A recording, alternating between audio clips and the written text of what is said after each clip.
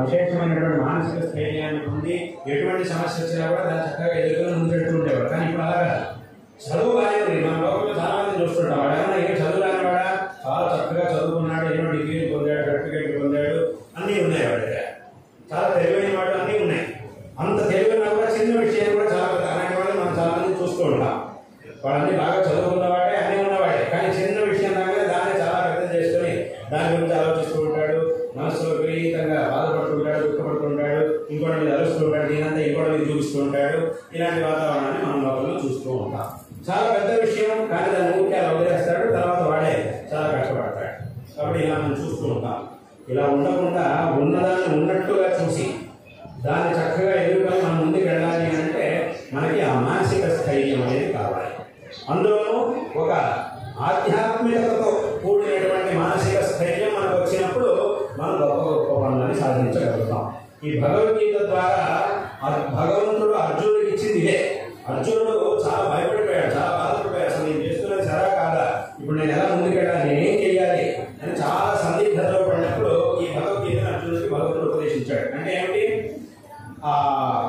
ఒక ఆధ్యాత్మిక దృష్టితో ఆధ్యాత్మికతతో కూడుకున్నటువంటి ఒక గొప్ప తత్వాన్ని, ఒక ధైర్యాన్ని వాడికి ఇచ్చాడు భగవంతుడు. అప్పుడు వాడు ఏం చేశాడు, అర్జునుడు ఏం చేశాడు అంటే ఆ ధైర్యాన్ని పొందిన తర్వాత అంతే, ఇంకా ఆ తర్వాత మళ్ళీ ఎక్కడ వెనక్కి తిరిగి చూడలేదు. ఆ యుద్ధంలో పెట్టాడు. ఎంత సందిగ్ధ స్థితి వచ్చినా కూడా దానంతా ఎదుర్కొని యుద్ధంలో పరిపూర్ణమైనటువంటి విజయాన్ని సాధించాడు. కాబట్టి ఈ విధంగా ఇటువంటి స్థైర్యం అనేది మనకి రావాలి, ఒక గొప్ప వ్యక్తిత్వం అనేది మనకి రావాలి అంటే ఆ భగవద్గీత అనేది మనకి ఎంతో ఆవశ్యకం. కాబట్టి ఆ 10 నిమిషాలు, 5 నిమిషాలు, 10 నిమిషాలు ఎంతసేపు చేస్తే ఎంతసేపు, ఆ 5 నిమిషాలు 10 నిమిషాలు మనం చేసేటటువంటి భగవత్ చింతన అనేది ఏదైతే ఉంటుందో తద్వారా మనకి లభించేటటువంటి శక్తి అపారమైనటువంటి, దాని ద్వారా మనం ఎన్నో గొప్ప మనం సాధించగలుగుతాం. కాబట్టి ఇక్కడికి వచ్చినటువంటి ఆ 10 నిమిషాలు అయినా కూడా అనవసరమైనటువంటి విషయాల గురించి మాట్లాడకుండా, ఆలోచించకుండా ఆ భగవత్ చింతన చేసి తద్వారా భగవంతుడానికి పాత్రలు కావాలి అనేటటువంటి విషయాన్ని అందరికీ కూడా ఈ సందర్భంలో తెలియజేస్తూ ఉన్నాం.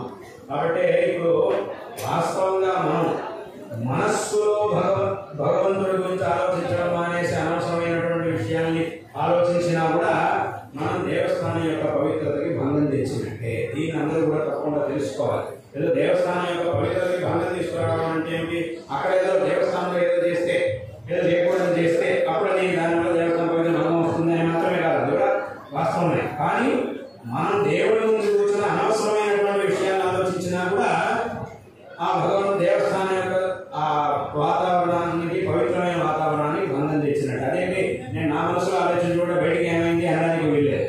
ఎందుకంటే ఇప్పుడు భగవంతుడిని ఆరాధించేటప్పుడు మొట్టమొదటి మనస్సులో భగవంతుడిని ధ్యానం చేసి ఆ తర్వాత పూజ చేయడం. అందుకే ఇప్పుడు మన షోడశోపచారాలు పూజ చేసేటప్పుడు మొట్టమొదటి చేసే ఉపచారం ఏమిటి, ధ్యాయామి. అక్కడి నుంచి మొదలు పెడతాం. ముందు ధ్యానం చేసి ఆ భగవంతుడిని పరిపూర్ణంగా మన మనస్సులోకి తెచ్చుకున్న తర్వాత ఇంకా ఆవాహనం, ఆసనం, పాద్యం, అర్ఘ్యం, ఇంకా ఉపచారాలు, అవన్నీ స్నానం, అభిషేకం ఇత్యాది కూడా తర్వాత. అన్నిటికంటే ముందు మనం చేసేది ఏమిటి అని అంటే మనస్సులో ధ్యానం. ఆ ధ్యానం చేస్తూ మన మనస్సులోకి మనం ఎదిగి భగవంతుడు ముందే ఉన్నాం, భగవంతుడి విగ్రహం ముందే మనం ఉన్నాం, పూజ చేస్తూ ఉన్నాం. అయినప్పటికీ ఆ మొట్టమొదటి ఉపచారంగా ధ్యానాన్ని పెట్టారు. ఎందుకు అనంటే ఆ భగవంతుడిని మనస్సులోకి ధ్యానించుకున్నప్పుడు మాత్రమే మనం చేసేటటువంటి పూజ అనేది సార్థకం అవుతుంది. కాబట్టి ఊరికే మనసులో ఏదో ఆలోచిస్తా బయటికి మాత్రం ఏదో పూజ చేస్తూ ఉంటా సరిపోతుంది కదా అనడానికి వెళ్ళేది, అది సరిపోదు.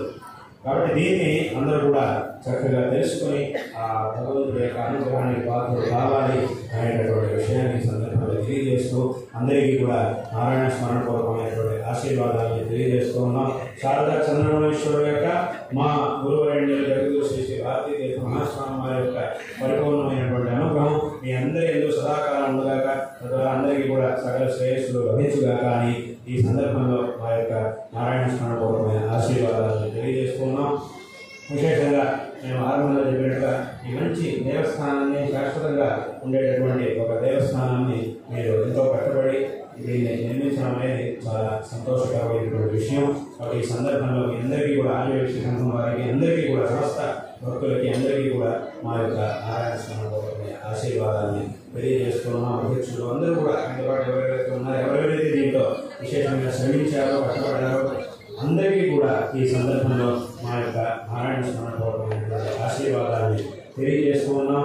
అదేవిధంగా ఇక్కడ వచ్చినటువంటి సమస్త వేదిక ఉన్న వారికి అందరికీ కూడా మా యొక్క ఆశీర్వాదాలు తెలియజేస్తూ ఇక్కడికి వచ్చినటువంటి ఆస్తిక భక్త మహానులు అందరికీ కూడా మా యొక్క నారాయణ స్వామి పూర్వకమైనటువంటి ఆశీర్వాదాన్ని తెలియజేస్తూ ఉన్నాం.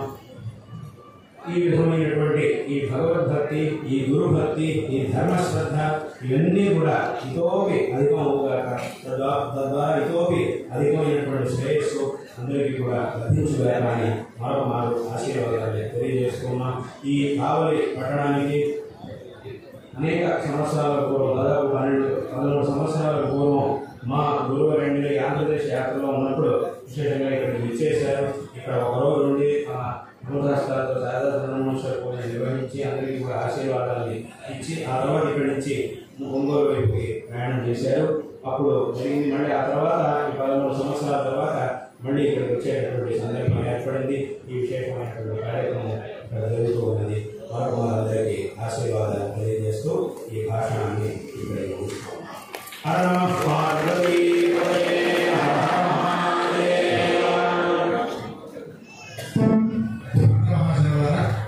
ఇంకా 30 నిమిషాల్లో జగద్గురు మహాస్వామి వారు, ఇంకా 20 నిమిషాల్లో జగద్గురు మహాస్వామి వారు తమ అమృత హస్తాలలో శ్రీ శారదా చంద్రమౌళీశ్వర పూజని నిర్వహిస్తారు.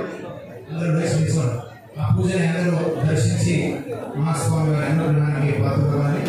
రేపు ఉదయం 9 గంటలకి జగద్గురు మహాస్వామి వారి అమృత హస్తాలలో శ్రీ వాసవి కన్యకా పరమేశ్వరి అమ్మవారి ప్రతిష్ట కుంభాభిషేక కార్యక్రమం జరుగుతుంది. కుంభాభిషేక అనంతరం మహాస్వామి వారు అందరికీ దర్శనాన్ని నిర్వహిస్తారు. ఆ సందర్భంలో భక్తులు పాదపూజ మరియు భిక్షావదన సేవలు కూడా చేసుకోవచ్చు.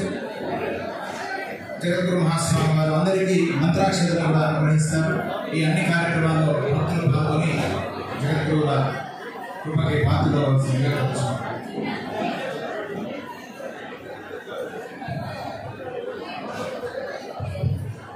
ఈరోజు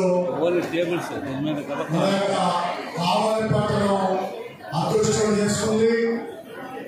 శ్రీ శృంగేరి పీఠాధిపతుల వారు శ్రీ వాసవి కన్యకా పరమేశ్వరి అమ్మవారి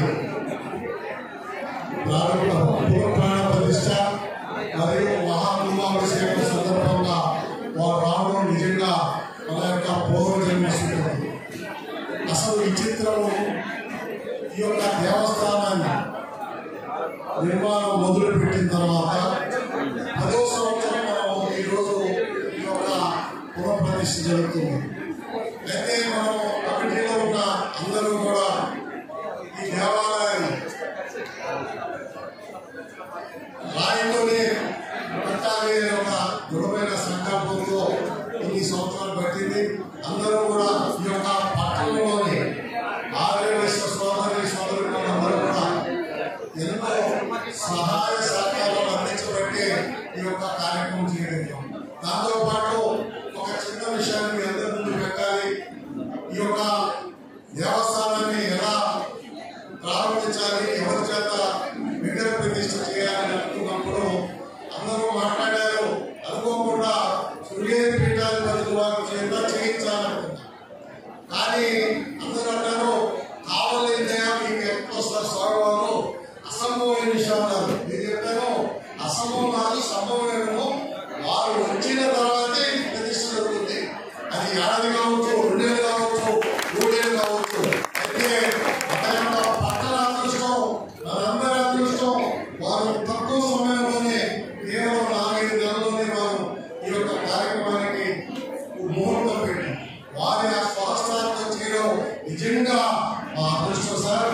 మీ యొక్క ఏదైతే సనాతన హిందూ ధర్మాన్ని కాపాడుకుంటూ వస్తున్న ఈ యొక్క పీఠాన్ని మీరందరూ కూడా గౌరవిస్తూ మేము ఆ యొక్క ఆశయంలో హిందూ ధర్మాన్ని ముందుకు తీసుకెళ్తూ ఈ యొక్క దేవస్థానాన్ని పవిత్రంగా ఇలాగే కాపాడుకుంటూ మీరు మీ పీఠం ఉన్నా కూడా హిందూ ధర్మాన్ని ప్రపంచానికి తెలియజేయాలని కోరుకుంటూ ఈరోజు ఈ యొక్క కార్యక్రమంలో సహకరించిన మా యొక్క మెంబర్లు అదేవిధంగా అనేక మంది ఆర్థిక సహాయ సహకారం అందించిన అందరికీ పేరు పేరున సమయం లేదు, పేరు పేరున